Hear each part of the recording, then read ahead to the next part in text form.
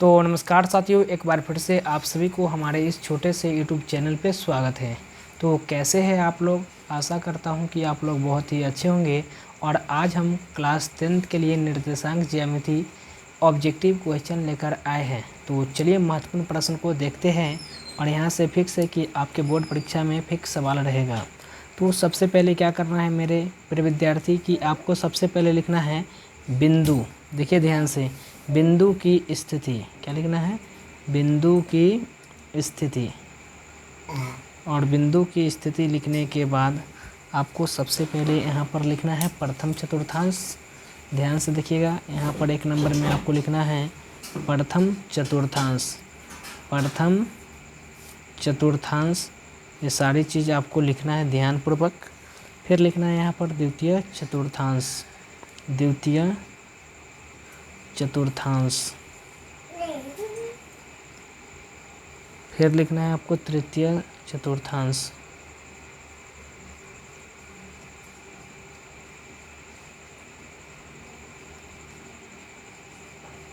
फिर आपको लिखना है चतुर्थ चतुर्थांश।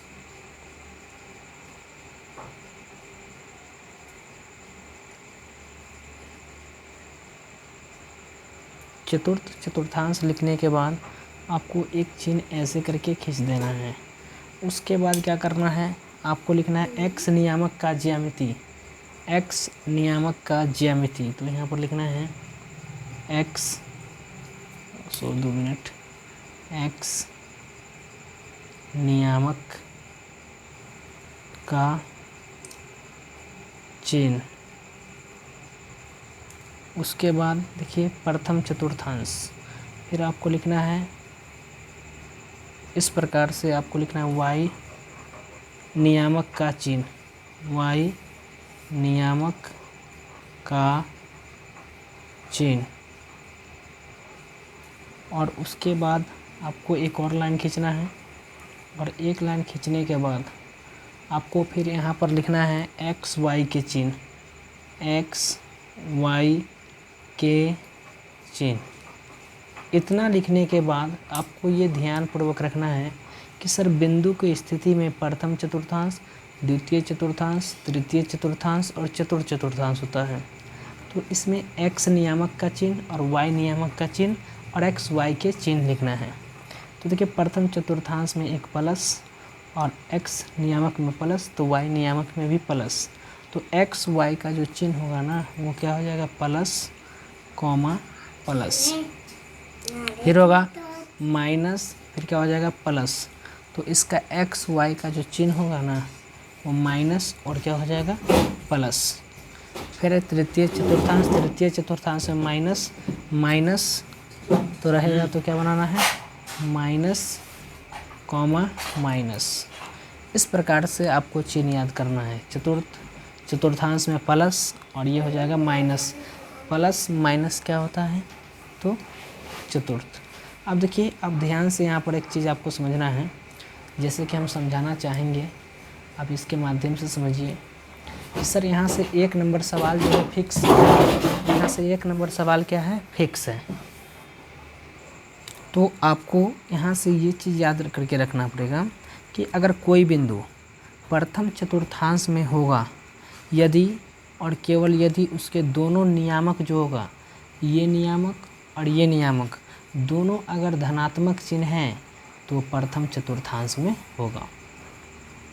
द्वितीय चतुर्थांश के नियम क्या है कि सर कोई बिंदु द्वितीय चतुर्थांश में होगा यदि और केवल यदि इसका x नियामक ऋणात्मक और y नियामक धनात्मक है, तो ये आएगा द्वितीय चतुर्थांश में।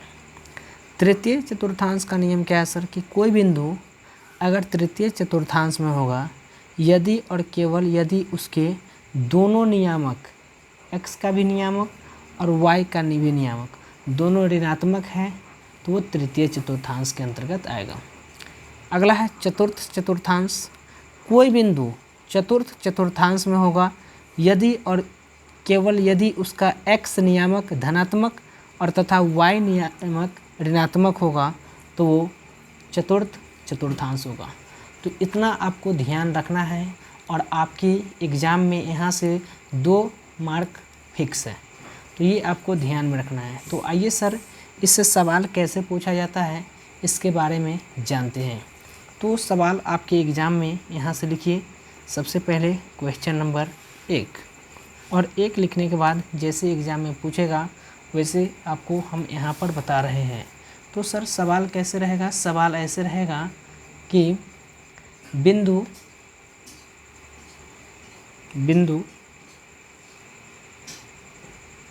5, -4 किस चतुर्थांश में है? किस चतुर्थांश में है? और ऑप्शन भी आपके पास रहेगा प्रथम,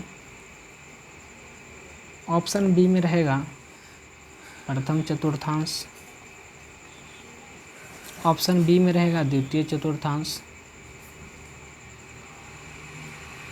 द्वितीय चतुर्थांश, और ऑप्शन सी में रहेगा तृतीय चतुर्थांश, और ऑप्शन डी में रहेगा चतुर्थ चतुर्थांश। तो यहाँ आपको कैसे बनाना है सवाल, ये आपको समझना है। तो देखिए मेरे प्रिय विद्यार्थी कि यहाँ पर ये जो चिन्ह है बिंदु 5, -4, तो ये जो 5 है ना ये प्लस है और ये -4 है, तो प्लस माइनस। तो हम आपको बोले हैं कि जो हमारा बिंदु ए का जो नियामक है वो धनात्मक है और y का जो नियामक है वो क्या है? ऋणात्मक है।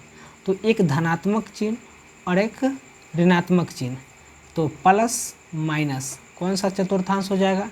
तो चतुर्थ चतुर्थांश। तो इस सवाल का राइट आंसर हो जाएगा option number D will be correct. देखिए सवाल नंबर 2 भी समझाते हैं हम आपको, एक एक सवाल आपको ध्यानपूर्वक समझना है।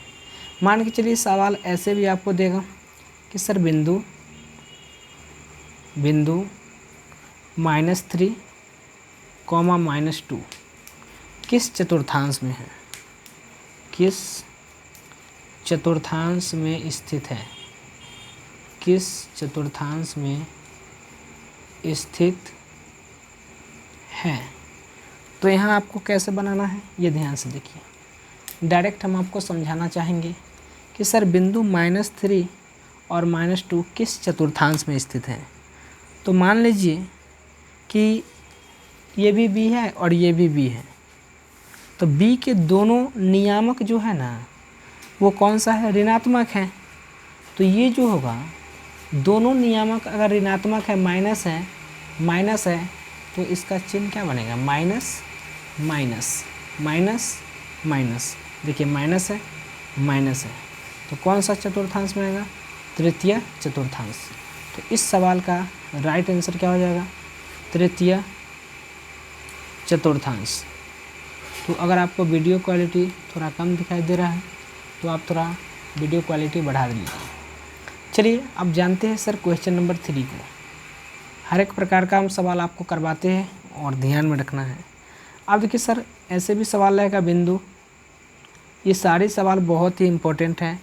बिंदु 4,3 किस चतुर्थांश में स्थित है?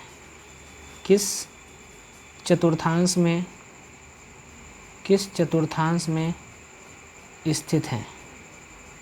तो देखिए इस सवाल का राइट आंसर क्या होगा? देखिए मेरे प्रिय विद्यार्थी, तो ये दोनों चिन्ह जो है दोनों नियामक धनात्मक है, ये भी प्लस है और ये भी प्लस है। तो जब प्लस और प्लस रहता है तो ये प्लस प्लस कौन सा चतुर्थांश में आएगा? प्रथम चतुर्थांश।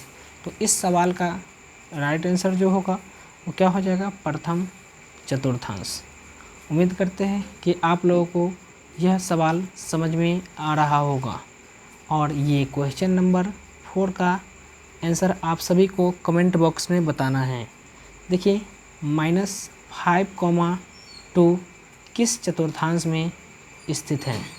फास्ट में आप लोग कमेंट करके बताइए कि इस सवाल का सही उत्तर क्या होगा।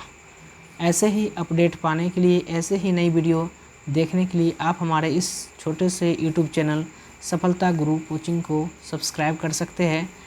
तो देखिए इसका राइट आंसर क्या होगा। सर यहाँ पर जो -5 है और यहाँ पर 2 है, तो चिन्ह आपको यहाँ से देखिए माइनस है और ये क्या है, प्लस है। तो माइनस प्लस कौन सा चतुर्थांश में आता है, द्वितीय चतुर्थांश में आता है। यानी कि यहाँ जो है x का नियामक ऋणात्मक है और y का जो है वो क्या है, धनात्मक है। तो x का नियामक ऋणात्मक और y का नियामक धनात्मक होने के कारण ये द्वितीय चतुर्थांश में आएगा। तो इस सवाल का जो राइट आंसर होगा वो क्या होगा, द्वितीय चतुर्थांश।